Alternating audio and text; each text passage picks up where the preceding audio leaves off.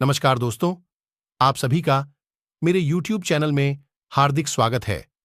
जीवन में सकारात्मक सोच के साथ निरंतर आगे बढ़ते रहो और अपने लक्ष्य को प्राप्त करो। आज मैं आपको ऐसे ही एक शिक्षाप्रद कहानी के बारे में बता रहा हूं। कहानी अच्छी लगे तो वीडियो को लाइक जरूर करें।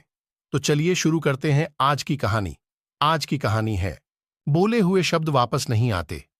एक बार एक किसान ने अपने पड़ोसी को भला बुरा कह दिया, पर जब बाद में उसे अपनी गलती का एहसास हुआ तो वह एक संत के पास गया। उसने संत से अपने शब्द वापस लेने का उपाय पूछा। संत ने किसान से कहा, तुम खूब सारे पंख इकट्ठा कर लो और उन्हें शहर के बीचों बीच जाकर रख दो। किसान ने ऐसा ही किया और फिर संत के पास पहुंच गया। तब संत ने कहा, अब जाओ और उन पंखों को इकट्ठा करके वापस ले आओ।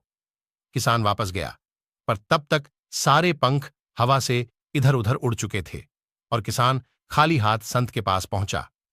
तब संत ने उससे कहा कि ठीक ऐसा ही तुम्हारे द्वारा कहे गए शब्दों के साथ होता है।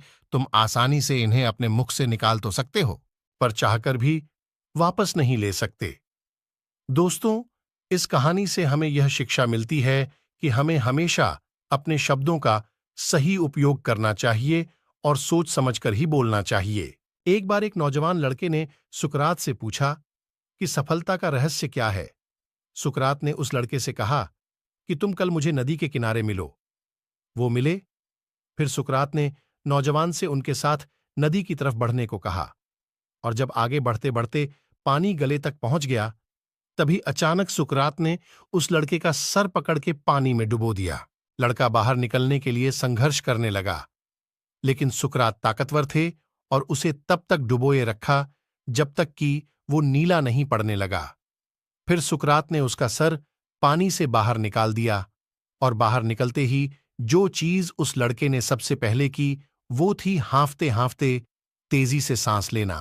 फिर सुकरात ने पूछा, जब तुम वहां थे तो तुम सबसे ज्यादा क्या चाहते थे?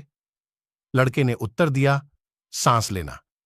फिर सुकरात ने कहा, यही सफलता का रहस्य है। जब तुम सफलता को उतनी ही बुरी तरह से चाहोगे जितना कि तुम सांस लेना चाहते थे, तो वो तुम्हें मिल जाएगी।